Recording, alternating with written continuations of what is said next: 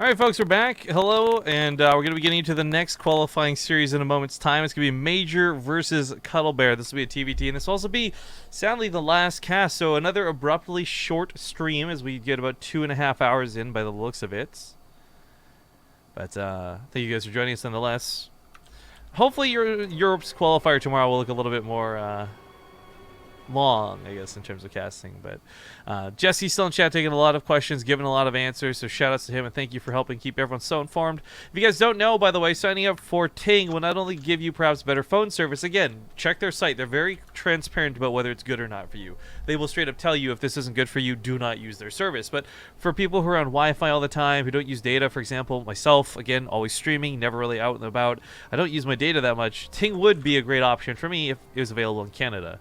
So, again, weigh your choices, see if it's good for you. But if it is, and you sign up, and you forget to use the code BTTV, or go to bttv.ting.com, Jesse's actually been really awesome about retroactively applying the benefits to your account and crediting it to us as well. So make sure that you get all the benefits you can, claim that $25 in credit, and on top of that, remember, each person who signs up helps us get more content out of Ting. For them, this is a giant advertising campaign. You know, it's StarCraft and it's awesome, and it's like 90% StarCraft, like 10% advertising. But the point of it is that if they can get people signed up using their services, they'll be more inclined to keep investing money and doing more cool events and stuff for the future. So lots and lots of benefits. Mm-hmm. And the last point, too, would be, I guess, because they have rates. If you don't like it, you can just cancel it after a month, like easy peasy, or whenever you fucking feel like it. Yeah, very adaptable. Are we ready? Yes, whenever the players are. Frozen Temple going to be the first map in this TvT qualifying match. No intro, right? No intro because it's all mucked up. So you didn't play StarCraft at all in Wings of Liberty, right? I'm sorry, I didn't what? You didn't play StarCraft 2 at all in Wings of Liberty, right? I did play it, but that was like campaign/arcade time. Like, it wasn't esports for me. Right. Like, I played the ladder. I was like Diamond League. Like, I don't know. It wasn't anything special. Cuddlebear said he faced you in Wings of Liberty on Shakira's back when you were facing Zotac. And I was like, that sounds like a bunch of different time periods. I never played Zotac. That was the thing. Like, I didn't. He might cast Zotac. Yeah, but he on Shakira's. He played against me? Yeah, on ladder in Wings of Liberty. Oh, I see. And then second point, we cast him. Okay.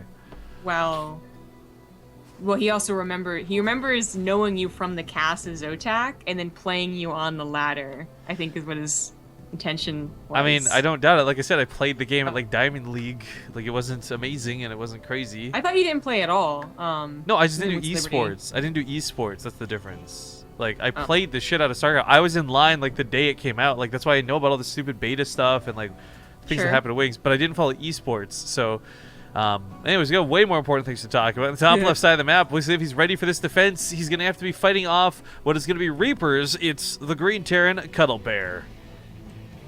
In the bottom right, as the Red Terran, he is MajOr. All right, so MajOr doing what is interestingly enough 2 racks proxy. Yep. With the, I guess, necessity for a third one is a question mark. Yeah, not super necessary to go for a third one. With 2 racks, you can actually still try and macro out of it, although it's obviously not ideal. Where 3 racks really is like the tip top of cheese. It's a real BS move. Now, what's interesting is Cuddlebear, I mean, he didn't really have to scout, to be honest, if he's going to go for a 1-base build, but it's so much more helpful to know what to expect, so he does scout. He sees double gas, he sees the lack of barracks, he knows that it's going to be a Reaper proxy, and then he can try and help out while his Hellion still has to be made. Cool use of the high ground SCV there. A little bit of damage on the rest of the SCVs, but unfortunately Cuddlebear only just realized like the severity of the situation. Pulling some SCVs to the ledge because he knows he can't 1v1 the Reapers right now is a very smart move, but MajOr should be able to take these fights in every regard, especially with the grenade hitting that Reaper again, 2-on-1, now taking a great start to this Reaper fight. And as we've seen in previous games, even just recently today, a Hellion does not stop Reapers, not the way it used to at least. He does get his Reaper out alive, and the fact that that's healing is a pretty big deal. And looks like MajOr's Reapers might just die 1 here, not too bad. Oh, well, Okay. so much for living. I was Jerk. gonna say 2 Reapers. With 1 Reaper and a Hellion, this really isn't gonna snowball, because again, it wasn't 3 racks Reaper, right? But it did get MajOr ahead, and I think the exact amount that you would really want. About 7 workers, like even 5 might have cut it. Especially because your opponent go for a CC. Like, if this was a defense and a CC for Cuddlebear, I think MajOr's actually in trouble. But they're both going for 1 base, and having that worker lead for MajOr is really gonna pay off. You know, it kind of sucks having your barracks out and having to waste that time bringing them back home. But by that time, it will be more about the factory and starport production anyway. So good opener for MajOr. Cuddlebear tried his best. I mean, maybe there could have been some more micro on the SCVs to try and, you know, save even 3 or 4, but that was, it can be tough, even if you scout it, even if you have a build against it. Well, this is something where the situation becomes, I think, a real question for MajOr's skill as to whether he can recover from this and actually take a definitive win.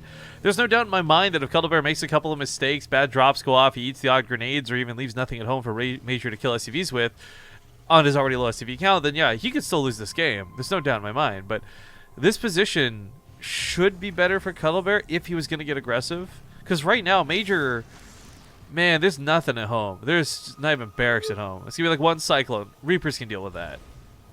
I don't know. If he got to the main, because he's getting a medevac, I think you're right. But unfortunately, Cuddlebear is going for a Liberator, which isn't terrible, right? But it's not going to... It shouldn't do the same amount of damage that he received from these Reapers, because MajOr's getting a Viking. So this is actually should just be an easy enough defense. Don't transfer the workers. As he sees this moving across the map, maybe bring those workers back up, MajOr, because, I mean, really the only shot that the Hellion's going to have to kill stuff is at the natural. They're not going to get to the main. Well, maybe there's some weird trick. Use the grenade, hops him over the deep. I mean, it's not going to happen, right? But still.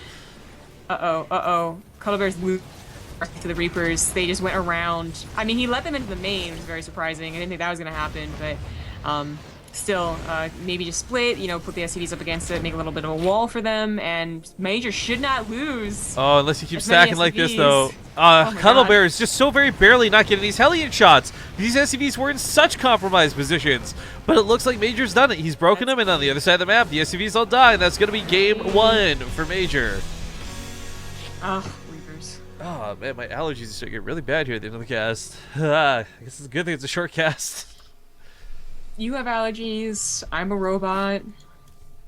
Yeah, so a robot, by the way, I did not know could be powered by silly beans. But apparently... Jumping beans, actually. You're not jumping at all. Can you even jump? Do your hydraulics allow it? Yes. Jump right now. Prove it.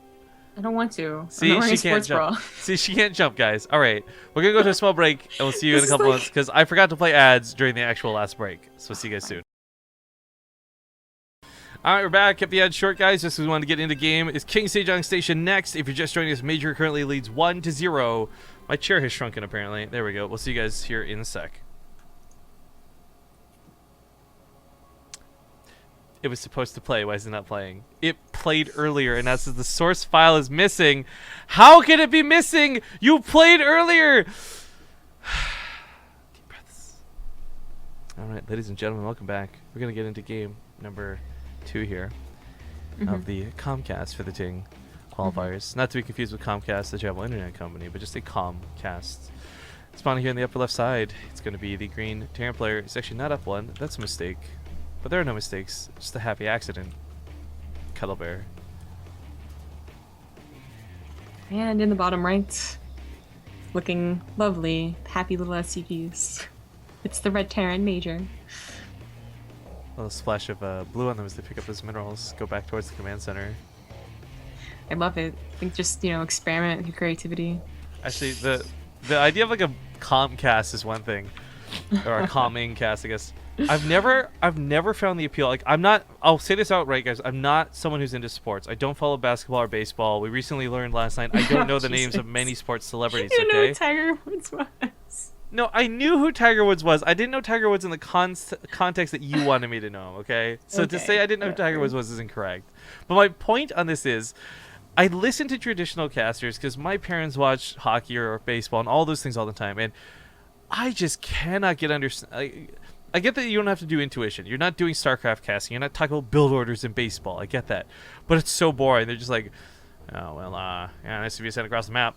Yeah. And Major 3-0 in score so far in the series. He's batting 9 for 1. We'll see if he gets up here at the base. Looks like the SV will, in fact, get up into the base and, as expected, gets the scout.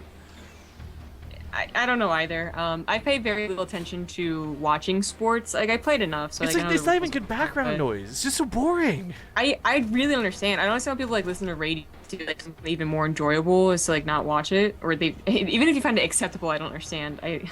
But it is really boring. And even when they do the analysis, I feel like a lot of the analysis is like obvious, but maybe because that's why they explain it well. I don't know. I seriously don't, but I remember like reading in the interest of getting to be a better caster, like reading into sports broadcasting. It's like a very highly recommended book for any like up and coming sportscasters or whatever, right? And I was reading it and I was like, first of all, these flipping references to all these old great commentators, who are all these guys?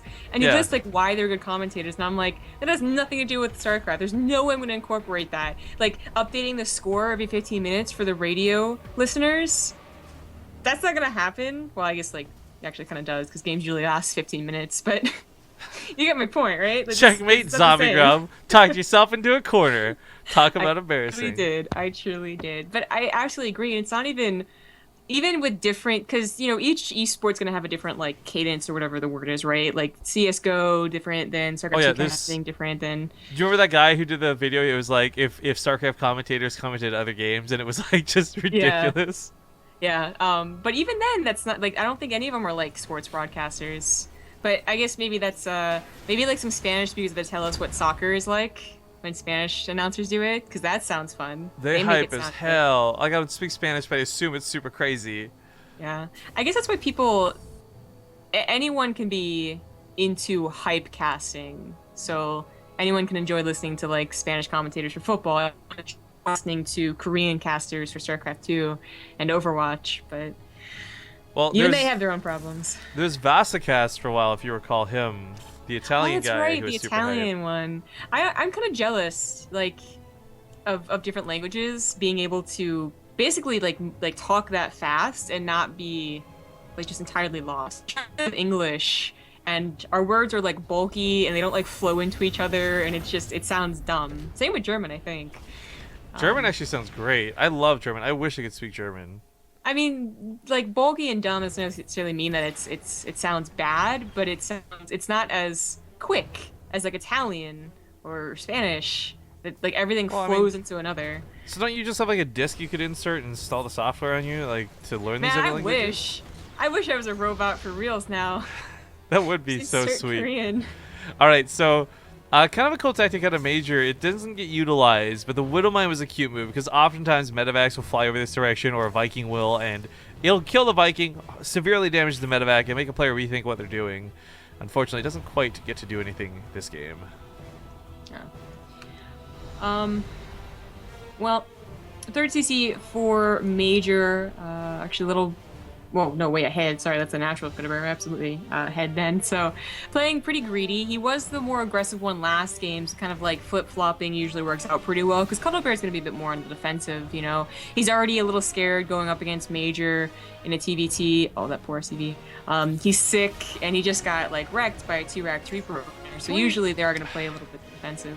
71 out of 71. I feel like the number one thing that needs to be touched in this game more than balance is just teaching David Kim what 100% means. It's number out of number. It's like, I understand you can't give 110%, all right? But 100%, come on. Man, I had a history teacher once that wouldn't give us an A+ if we completed everything on the requirement list. He was the one that was like, you have to go above and beyond to get an A+. I'm like, bitch, I know how the school system works. Yeah, congratulations, you're a high school teacher. Your life sucks. Which is sad because that shouldn't be the case. Like in a serious statement, like high school, I wish teaching jobs were glorified and like only the best got those jobs because they're so well paid and stuff like that. Yeah, in different cultures they absolutely are. Like I think Japan, it's like one of the highest like prestigious jobs you can get, but America. Yeah, America is just bad stereotypes of teachers all over the place. Now, tanks in here are in range of the command center, so Cuddlebear's got a really nice siege going up on Major's base. His economy was a little bit later to the party for this, so it's not necessarily about killing SCVs, because he set up this attack that's kind of closer, meant to more just level the playing field in many other ways, including, and more importantly, the army fight and the army superiority. But Major comes in with the Vikings. He's been bulking up, but because the auto turrets all got burned, he's got no point defense drone. Cuddlebear losing the Vikings and the Raven means he's got no more high ground vision to take the fights with, and this puts an end to the pressure here and now. Yeah. Major didn't have to send his Marines to their death, and he probably could have saved the tank as well, but unfortunately he lost his ground army. By getting the Viking control, I think he made the right call on this map, because it's King Sejong. This is a very popular map to siege up on against every race. But it did take away his ground army a little bit, and just throwing away some of it too is a little worrying. But yeah, without that high ground vision, medevac goes down. Obviously, it'd be difficult to continue this. So Cuddlebear, he's got to back off. Yeah, probably bringing his air units over here too. By the way, they're just gonna die. You're gonna die, sucker. Oh, or Major's will. Could you just kill that Viking? Could you just kill that back? No? Fine. You're asking a lot, man. You're asking a lot. These look like my Vikings. Just go kill that, okay? Just like target fire. What are you doing? You're not target firing. Why are you so stupid? What are you doing running over that Marine? I thought you had range. You told me you had range. I read your resume. Called your references. This is all a lie. I actually stay away from Vikings quite a bit personally. I'm not a fan of them, and because I play mech, it's usually not so much about the sky control, I guess. But I don't know. I'm not a fan of. I'm not a fan of being behind in Vikings and still trying to go into Vikings, kind of like what Cuddlebear is doing right now. It's gonna be really tough to call Major's bluff and hope that he just stops producing them. Yeah, that's always a tough decision to make. I mean, it's usually you stop at 5 and you just, Holy shit. 2, but Zombie Grub. What? We have a celebrity in chat. Jesse? It's the best Junkrat in North America, ladies and gentlemen, Nathanius! Too bad Junkrat's a terrible character. and he's a terrible person for playing Junkrat, but anyways. Anti-shout out to Nathanius. It was sarcasm for those who didn't follow. Boo! Anyways. Major still has the Viking control, especially with Defender's advantage here. I think the 4th Viking of Cuddlebear is only just coming over now, so that did not work out as planned, and Cuddlebear has wasted way too many resources in trying to siege up this spot. Recall that he hasn't had a 3rd for a while. It's actually finished now, but still not on location. So he's just been behind on economy and SCV count in general for a very long time. His army counts out half the Major, so once Major cleans this up, whenever he wants to counterattack, it'll probably be a golden opportunity to end the game. Yeah, Durare sucks, by the way.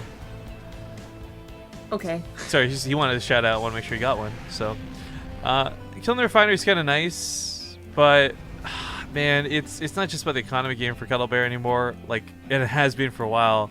And it's not even about the army number being less. It's like the type of army is going to be worse. Like, how are you going to contest Major having twice as many tanks as you? You just can't.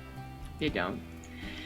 And it's unfortunate. Cuddlebear probably knows this is a very bad position because he scouted Major's 3rd base on location, knows how late his was, knows how poor his attacks have been going, and there's just not much he can do. He can try and drop. It's Terran's, best bet, but Zelnaga's taken by Major. We'll see this single drop that at most would have killed, a decent amount of SCVs, but would not kill an army. A Doom drop would have been a little bit scarier, but it's only 2 tanks, not a Doom drop. It's actually a very scary job to be doing at someone has Viking control.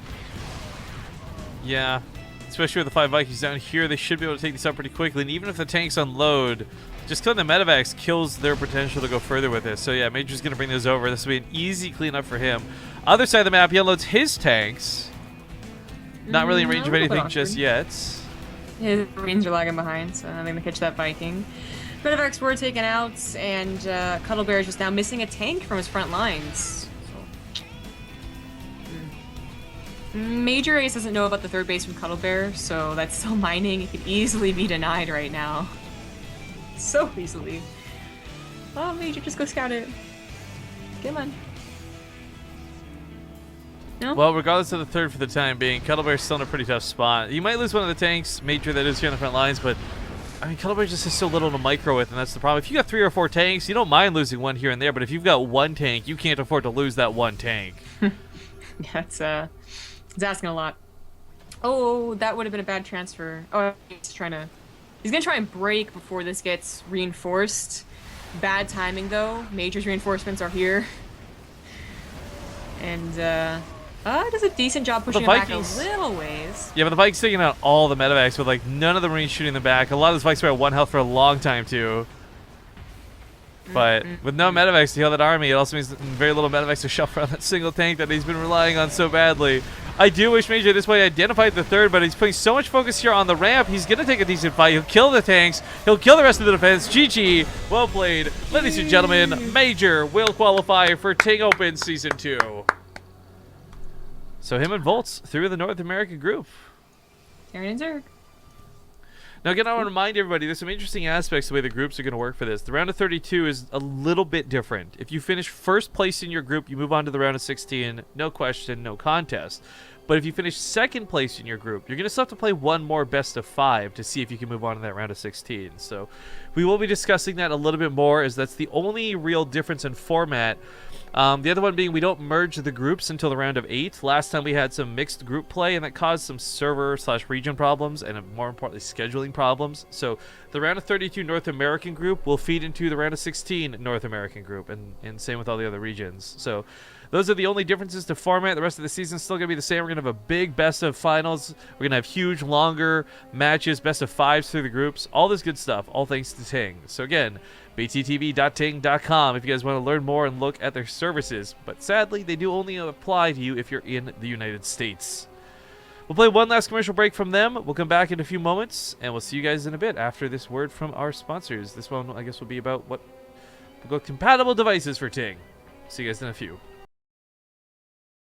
Alright, just going to pause the music because all we're doing now is wrapping up the stream. I would like to thank you guys kindly all for joining us today. It was a bit of a bumpy ride, and this morning started off not so great. The North American qualifiers ended up being kind of short, but the game's really not too terrible. A little bit one-sided, and we've talked with a lot of the players, or I've talked with a lot of the players on Twitter, Scanning, Bales, trying to think of Warren, and some of the other people, Jon Snow in that chain. Everyone's fully aware of when the next qualifiers are, and I'm hoping that there won't be misunderstandings for that. If there was a mistake on the bracket, like the challenge page, that is technically our fault and that's our bad, but we'll try to make sure that never happens again. I do want to remind everybody, though, that as soon as there's a hiccup, even though we've opened up the qualifier spots to be 2 instead of 1 per qualifier, we still have a lot of invites to do. So if there are a lot of good players who missed out on these qualifiers and it just really didn't cater to them for timing and stuff, we can always go back and redo that. And just invite them manually. But hoping to see them qualify through. It's always the best feeling and the best option first. But I think that pretty much wraps things up. So, I just, again, shoutouts and thank you to TING for making all this possible. These are the qualifiers. We're getting closer to the groups, guys. Group stage is when we really get down to crunching best of 5s. 5 best of 5s. Always a good day of casting, especially with good players.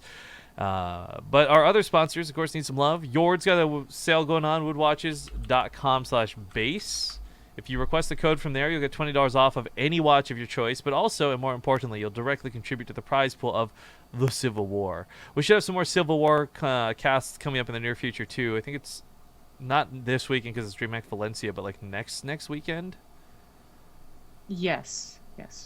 So just keep your ears to the ground for that. Aside from that, again, we're coming back with Corsair Cups. We got more TING stuff, and it's just, again, everyday cast and StarCraft here on the channel. So follow if you haven't already. Make sure to subscribe to our YouTube for VODs, youtube.com/BaseTradeTV.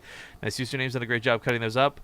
Corsair supports us in a pretty big way, so do G2A and Cheers for Gaming, so make sure to check out all the links down below. The Twitch page has been cleaned up and given a bit of a facelift, so it should be a lot easier to navigate everything down below on the info panel. But I don't know, any final words before he goes on, Grub? Any shoutouts? Follow me on Twitter at CGGame, and come back tomorrow for the European qualifiers. Yeah, European qualifiers will be starting at 9 a.m. Pacific Standard Time. Or Daylight Time? I actually don't know if we're in PST or PDT right now. I think we're in PDT. I'll have to look. I'd like to give a shout out, though, to, and if she's listening, Zombie Grub, wherever you are, wherever the real you is, I will find you and we'll try and figure out how you got replaced by this robot clone. But, Thanks for joining us today, guys. Have a good one. We'll find somebody awesome to host. And actually, fuck, this is so depressing. There's like nobody playing StarCraft. I follow so many people on Twitch that used to just be like always easy to find a host for StarCraft when we're done. I guess there's Pig or Crank or something. I don't know. Maybe I'll host a waifu. BC's streaming too. Okay, we'll find a StarCraft stream. Thanks for watching, guys. Bye. Bye.